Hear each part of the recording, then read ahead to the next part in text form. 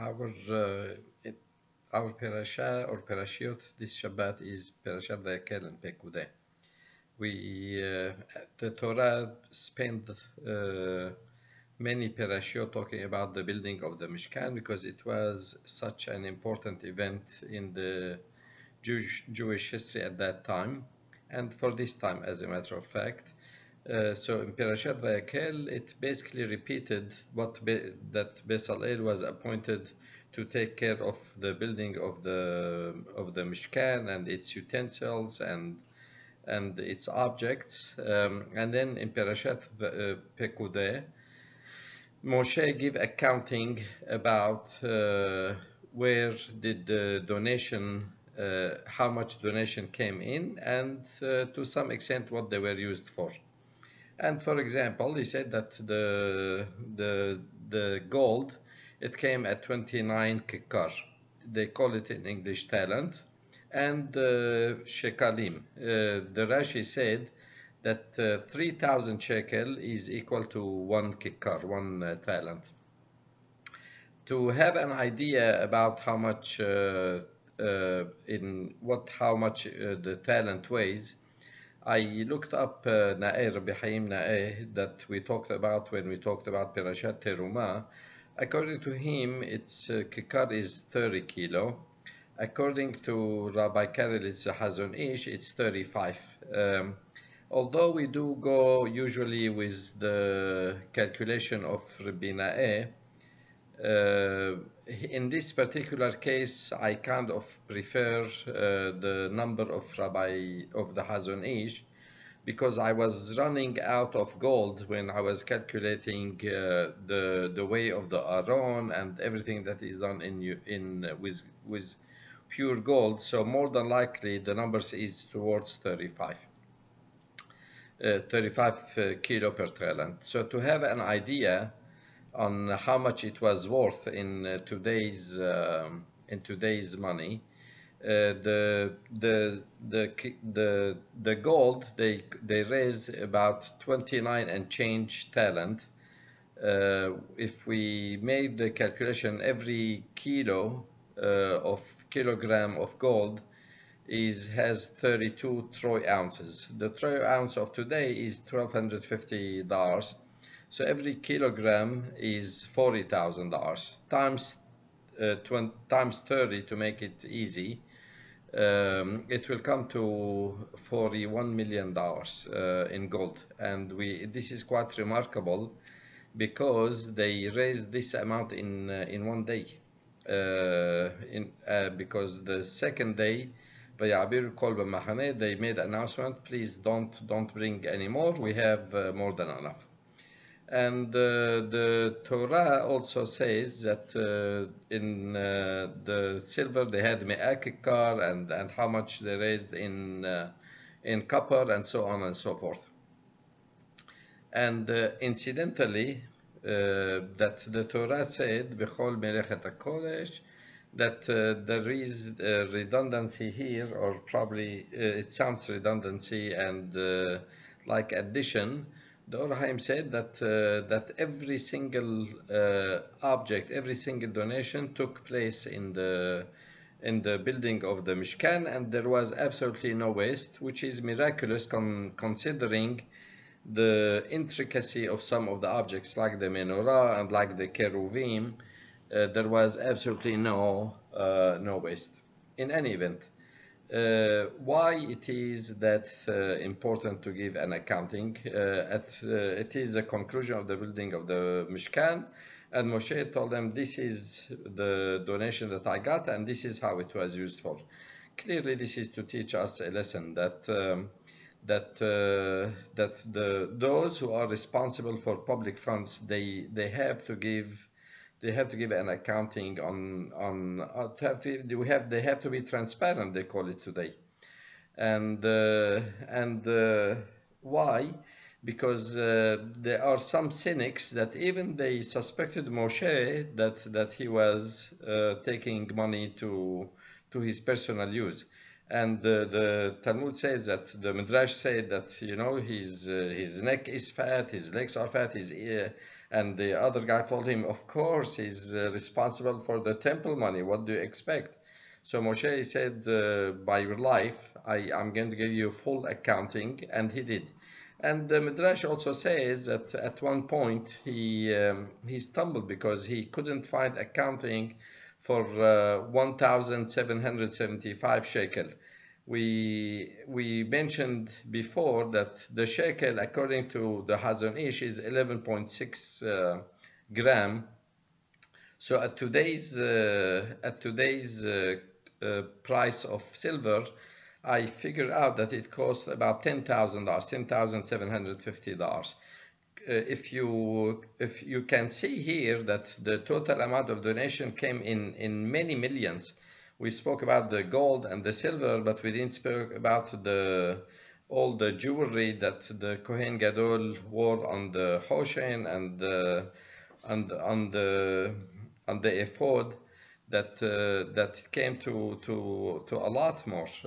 So here it is significant. Still, he agonized to find out where it did go, and the pasuk say finally, ve'et ha'elef u'shba ha'me'ot ve'shemei v'chamesh asa vavim l'amudim, that he kept the two planks together, and he did also the hooks that he forgot. Hashem told him, you know what, you Moshe, you forgot that this is where it goes, and he felt relief.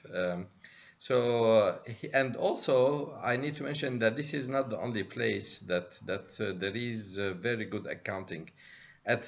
Also another paragraph related to the dedication of the Mishkan after it finished.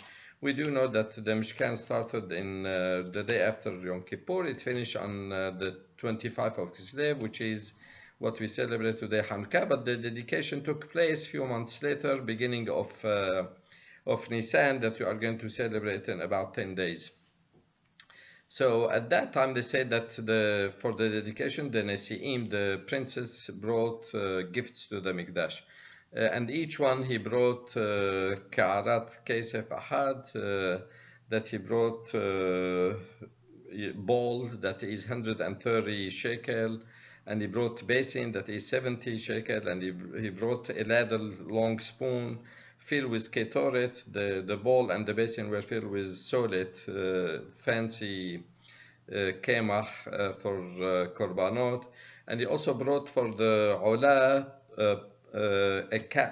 an ox and a ram and a sheep. And for the hatat he brought he-goat. And for shelamim, for peace offering, he brought 2 oxes and 5 rams and 5 he-goats.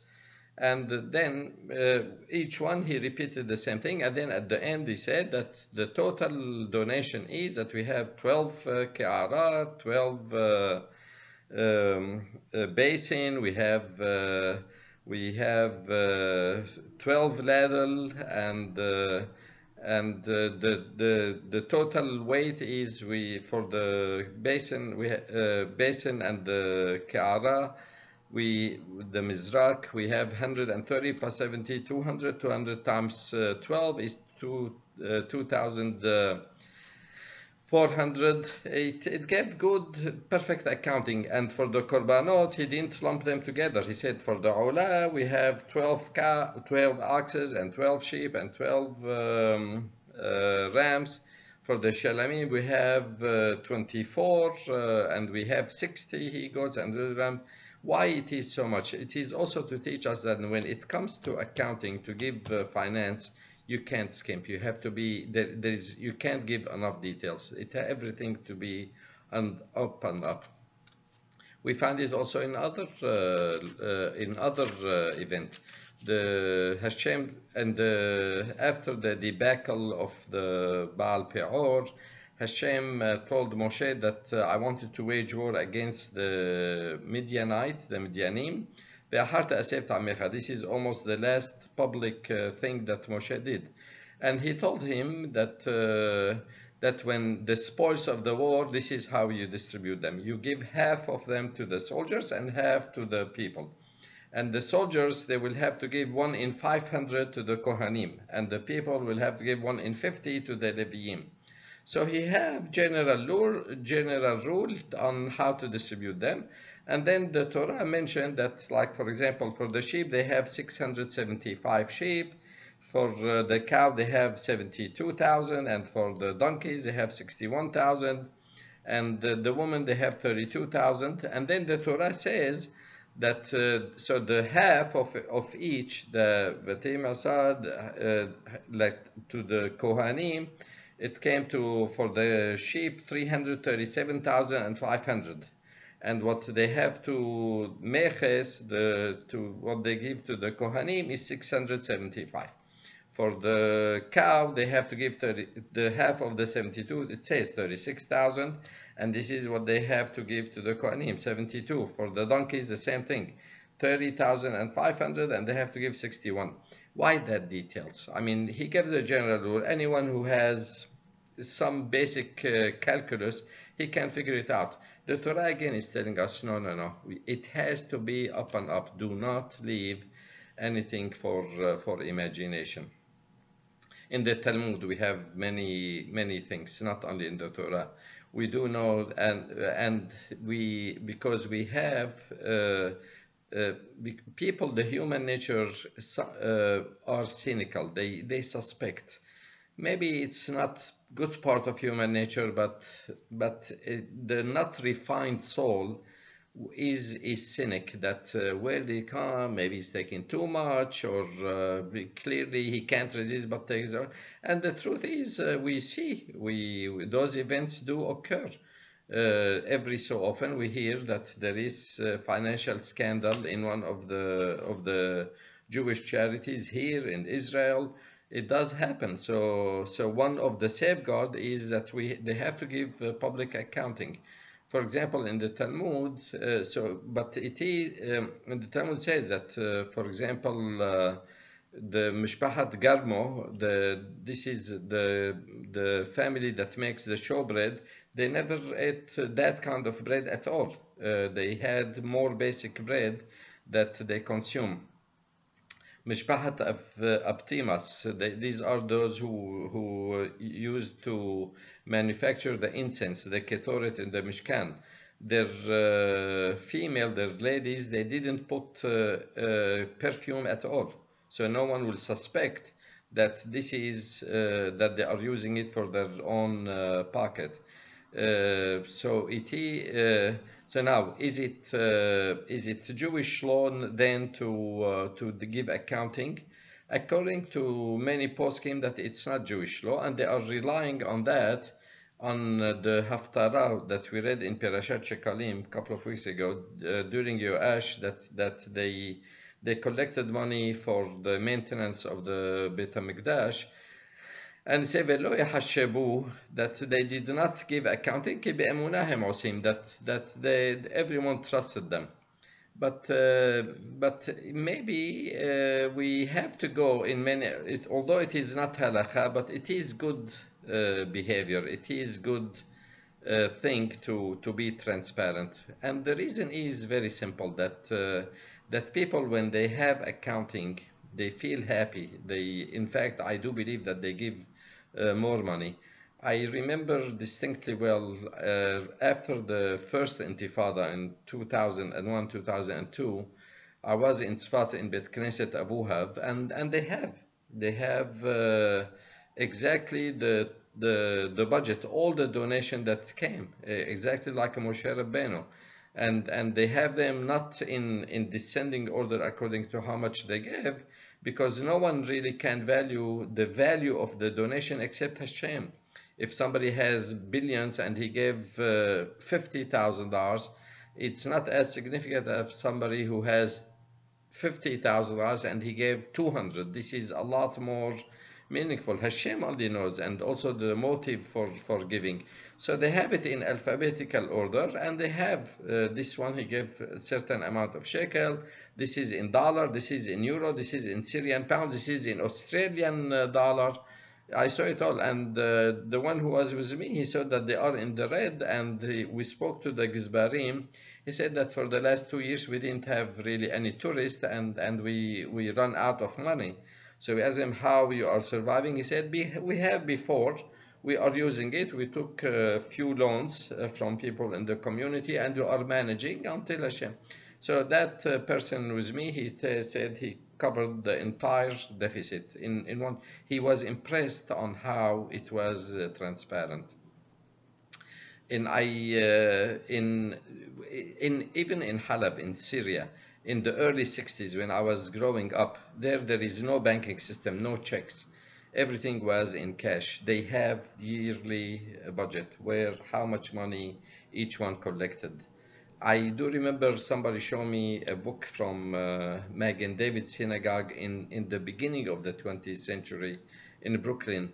They have everything, how the money came and where it did go. It is beautiful. It is great thing to have. And so the question is why it's not done? Because I do believe that some people, like for example, if you're gonna have to name of the rabbi how much is he taking money, he feels funny. It is his own business.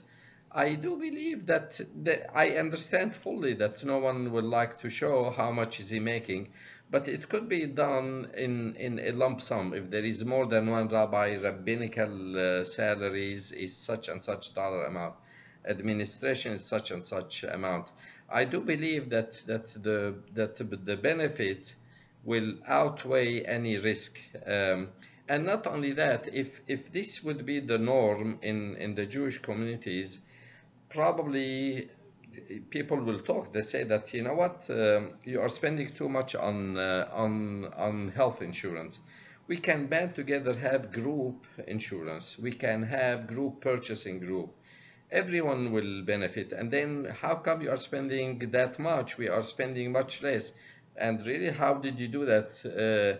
We can learn from each other. It is done in every profession.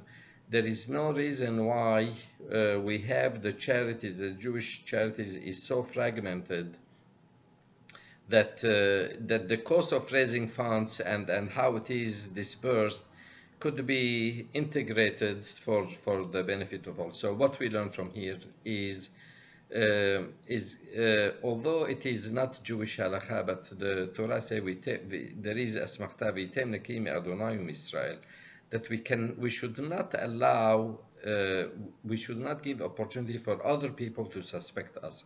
We have to be up and up. And number two, it will be beneficial for all of us.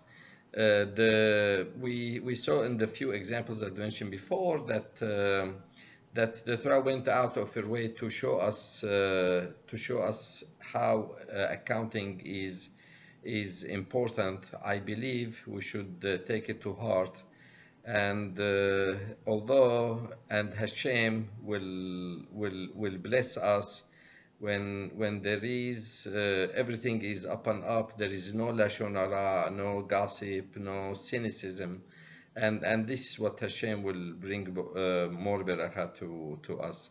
Shabbat shalom, and I hope that we will take these lessons to heart.